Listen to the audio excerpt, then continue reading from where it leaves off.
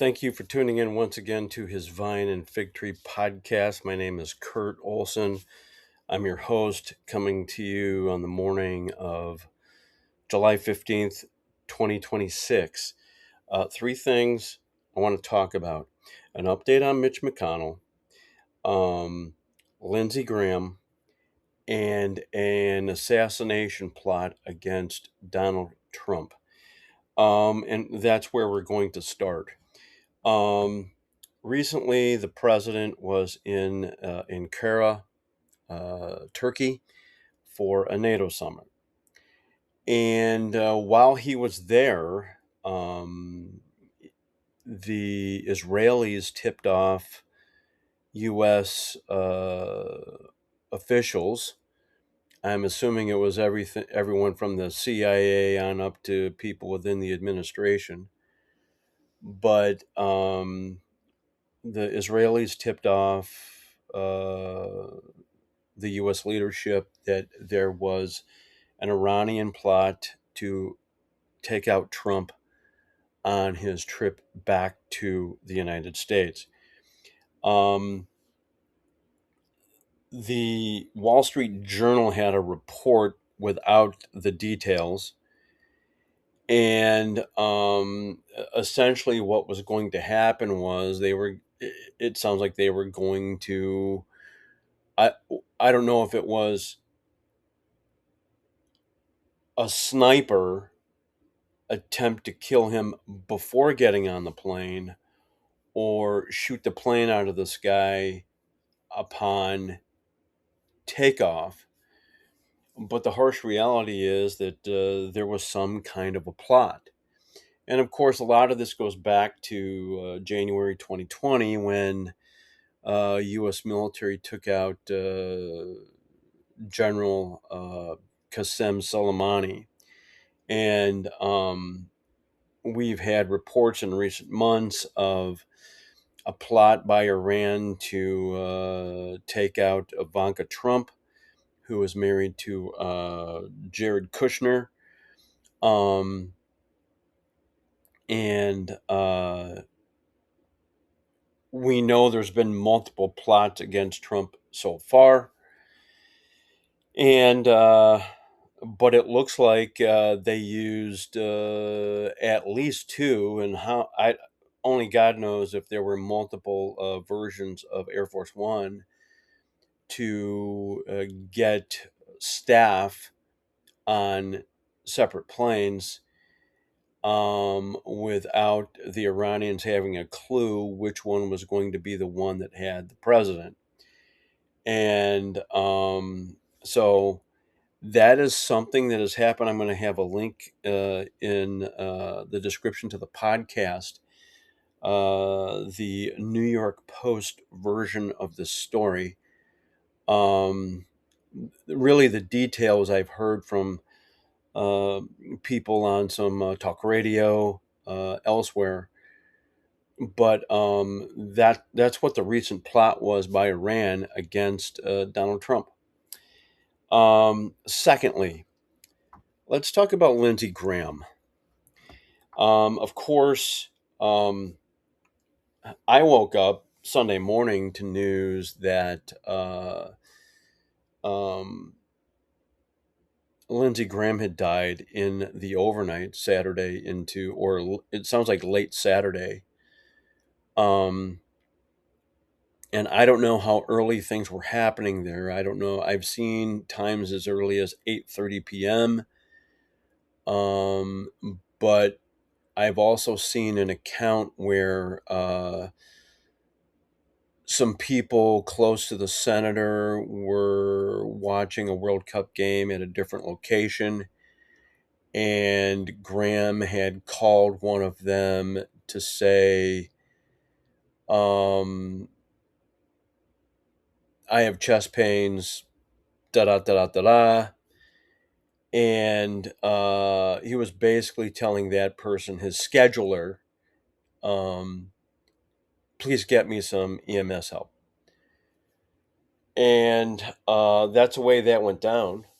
Um, Now, during the day on Sunday, when the word got out, Um, Iran was taking credit for this.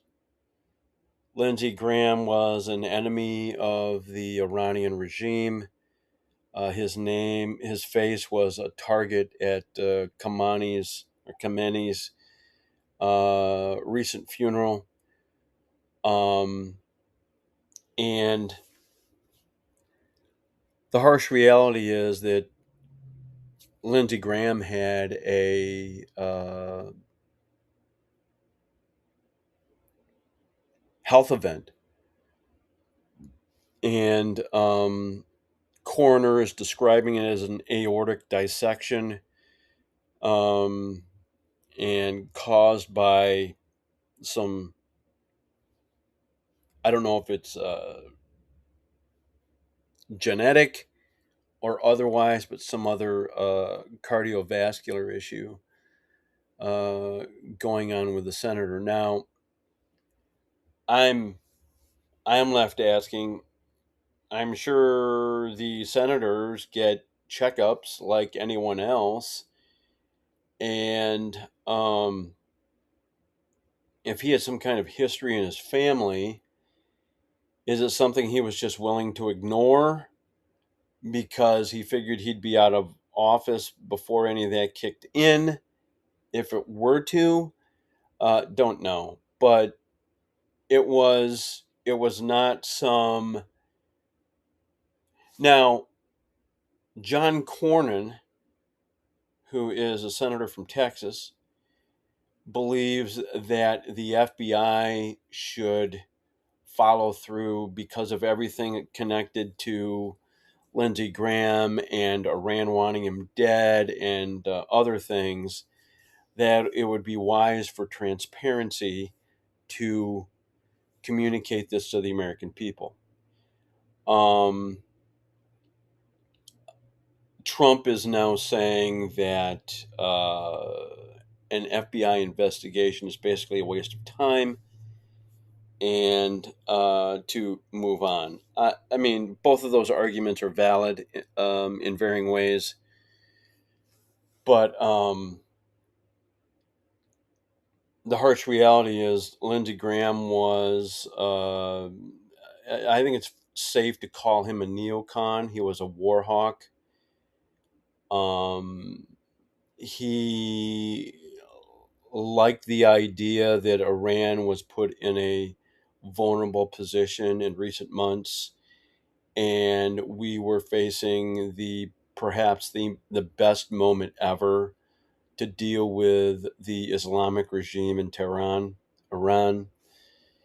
Um, Lindsey, I lived in South Carolina, so he was on the ballot at least once, I believe, when I lived down there, and uh, I forget how I voted that year, but I have not always been a huge fan of Lindsey Graham. But I don't think anyone can question his love for his country, and also the sacrifices that he made upon the death of his mom and dad when he was in his early 20s, and taking care of his sister who was much younger. She was 13 when all that happened, and he cared for her, and she ultimately was named to succeed him. Darlene Nordone, Graham Nordone. She was sworn in yesterday, and she will be finishing the current term of her brother, which ends ironically this year. He was on the ballot, and there's going to be a snap August primary election in South Carolina to identify a replacement for Lindsey Graham for the GOP nomination. It will be interesting to see how that unfolds. Um, South Carolina is I would argue it's safe to say it's a ruby red state, and I don't think there's any concerns about a Republican winning in that state. The question is which one and who would be best. But that's going on in the Palmetto State now. Um, um, and that brings me to the update on Mitch McConnell. Um, Last week, I shared some details that are focused on Mitch McConnell, because the story is that there was someone at his residence experiencing cardiac arrest on June 14th, and CPR was being administered. There is an EMS call that goes into some of that detail without naming who. And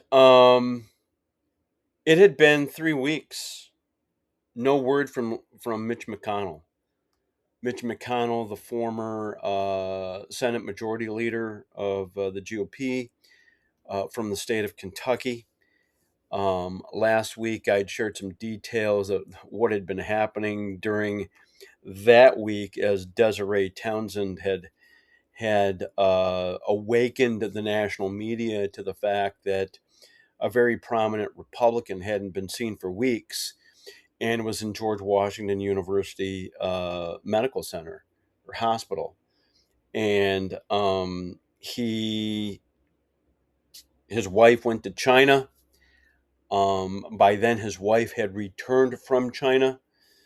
Um, and the whole issue just gets into the bigger issues of our gerontocracy, our system of government where we allow senior citizens who are well into their senior years hang on to power, and they don't seem to be able to figure out when to call it a career.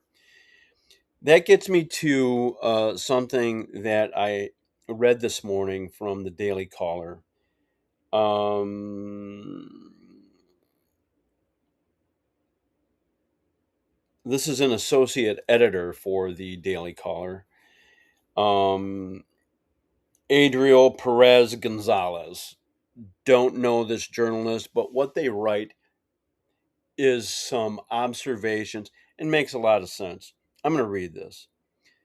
The nation's capital was rattled following the weeks-long disappearance of Republican Kentucky Senator Mitch McConnell and his apparent reappearance alongside the sudden death of Republican South Carolina Senator Lindsey Graham. So while everything was happening with Lindsey Graham Saturday into Sunday, and Lindsey Graham was now dominating headlines on Sunday, we had Mitch McConnell emerge from whatever rock he had been living under, or whatever bed he was sitting in or laying in at George Washington Hospital, George Washington Medical Center. And it was a picture of he and his wife, Elaine Chao. Not a lot of details, fully a photo indicating that he's with it, he's recovering, and he's doing quite well. Thank you very much. I continue with the Daily Caller piece. In both instances, online rumors and conspiracy theories took hold, with thousands of Americans wondering exactly what happened to their elected officials. But as Americans searched for answers, Washington insiders continued to write them off as conspiracy theorists, a prime example of the disconnect between the political establishment and the rest of the country. Political pundits across the spectrum use these flashpoints to argue for term limits, age limits, a 25th Amendment for Congress, or a slew of other reforms, but at its core, the issue is a lack of transparency and the continued underestimation of the average American's intelligence in the understanding of their own political system. That's a very strong comment right there. Um, and I would agree with it. I believe it's institutional arrogance. Um, I continue. For decades, lawmakers far past their competence threshold have been sequestered in public office by their own insatiable thirst for power or by that of their staff. Democratic California Senator Dianne Feinstein missed nearly 3 months of legislative session due to a severe case of shingles.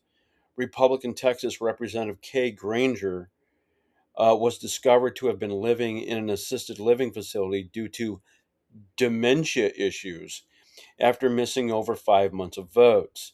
And Republican New Jersey Representative Tom Kean recently missed more than 140 roll call votes with no explanation, only to later say he was undergoing treatment for depression in a speech on the floor of the House. These are only a few examples. Such instances are abundant, not to mention the thousands of theories that former Democratic President Joe Biden spurred after his repeated instances of apparent cognitive impairment while serving as commander in chief. All in all, Washington has a long and storied history of propping up incapacitated lawmakers to maintain power. And despite this, the Washington political apparatus continues to disparage those who try to explain the unexplainable disappearances of their lawmakers. McConnell, who already had a well documented history of health issues, disappeared for nearly a month. Journalists were frantically searching for answers. First responder calls were leaked.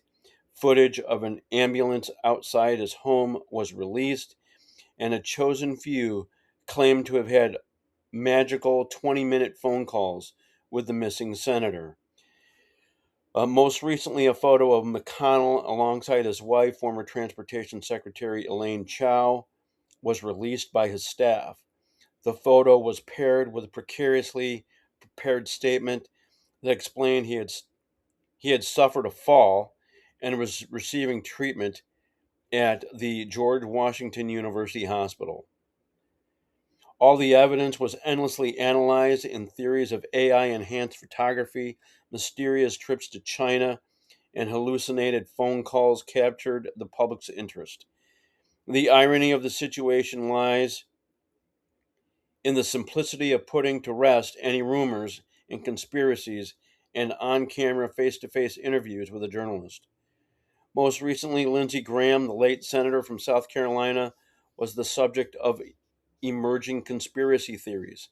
After his office announced his untimely passing due to a brief and sudden illness, theories began to swirl, particularly involving his trip to Ukraine in the days before his passing. Moreover, the involvement of the FBI added fuel to the rumor mill, with FBI Director Kash Patel saying the FBI is assisting local authorities and has made every necessary resources available. On Monday, numerous FBI agents were also seen at Graham's residence in Washington, D.C., only furthering speculation around his death. Theories online, including a potential poisoning by Russian operatives, a Russian strike on a Ukrainian weapons warehouse, or some other malicious act by Iran or Israel. Regardless of McConnell's true health status or the actual circumstances surrounding Graham's passing, the American people have every right to speculate, and those within the Washington echo chamber should stop turning their noses up at those pursuing the truth when they refuse to be transparent. Washington seems to believe the American people do not deserve explanations sitting atop their ivory towers, discounting speculation about their intentional vagueness. Public officials campaign, swear an oath to the Constitution, and choose to serve the American people with a crucial unspoken commitment to transparency.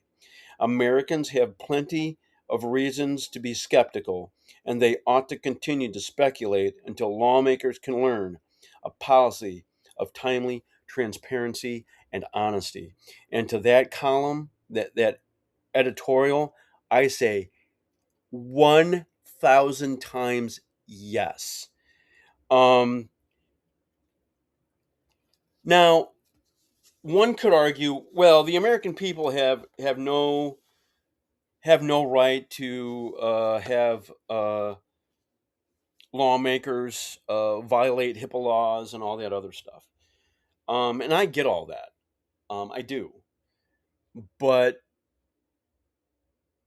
the rub is this: those people are paid by the American taxpayer. everything they do in their jobs, whether they are serving in capacities as House Speaker and Majority Leaders and whatever, down to the most proby of a rookie lawmaker. They are paid for by American taxpayers, and American taxpayers deserve to know what in the world is going on with their elected representatives. And everything that's happened with Mitch McConnell smells an awful lot like the GOP handling Mitch McConnell like Democrats handle Joe Biden. And not identical, but where the Team McConnell had John Thune, Scott Jennings, and John Barrasso. Oh, I had a 20-minute conversation with the senator. Da da da da da da. We had Democrats go out on the talking head shows and say, "Oh, the president is as sharp as a tack. He has attention to detail," and down that road. And I don't know why this is hard to get. And this all of this stuff leads to the lack of credibility in the Congress. And all of this leads to the growing distrust. And if you go to realclearpolitics.com and you go to approval of Congress, you will see a wide disparity between those who approve and those who disapprove of the performance of Congress. And that's a tell. And the harsh reality is the American people have reached a place where trust in institutions is extremely fragile. And this has been going on for some time now. And this is everything from the military and police and the courts and the media and uh, government, you name it, higher ed, uh, primary and secondary education. This has been going on down the list of institutions. And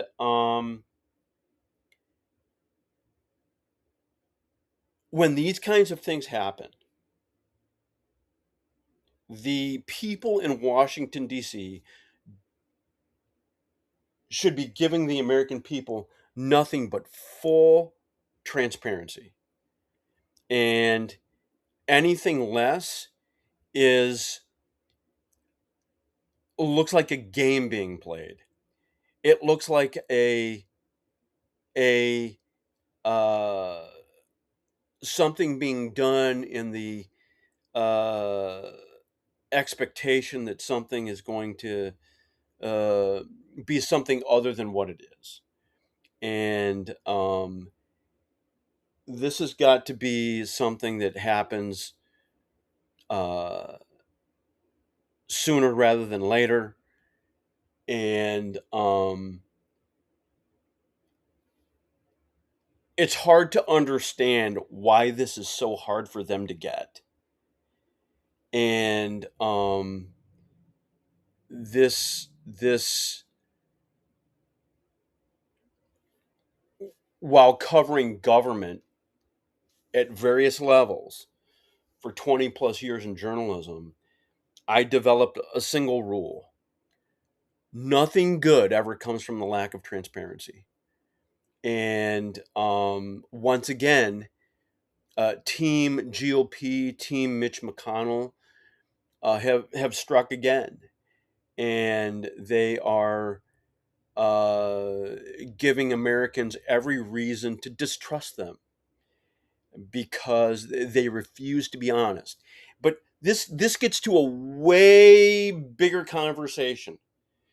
It is time for the American people and the people who we elect to have an adult conversation about the incapacitation of sitting members of Congress. there's got to be guardrails that are set in place, whether there are, roll calls intended just for certain things like that. Um, Something. I mean, Nancy Pelosi finally leaving Congress, and she's into her 80s. Mitch McConnell's is in his 80s. Dianne Feinstein, I believe, was 90 when she died while still in office. And, the American people deserve to know, period. And if the people in Texas knew that they had a member of Congress who was dealing with dementia issues, as that Daily Caller piece was describing with Granger, don't you think the governor would have stepped in and the Texas legislature would have insisted on something being done, and the family stepping in, causing her to resign and doing something different? I mean, these people are expected, they're going to go to Congress and vote on issues. And this really, really, really is not hard to get. And I don't think I am speaking out of turn by insisting this be the standard. So I'm going to add a bonus thing in the description to the podcast. Last weekend, there was a bison attack at Yellowstone National Park, caught on film by a well-known videographer, photographer, one of the two. The thing that I saw was a video, but you have to see this for yourself. You have to see this for yourself, and how this bison was reacting as it saw people passing by and other things. And but that's all I have this week. We are on YouTube, Spotify, Apple Podcasts. I have a new column dropping on Sunday. If you like what you're reading in the columns, if you like what you're hearing in the podcast, please share it. And for those who do, I thank you in advance. And until next time, God bless and goodbye.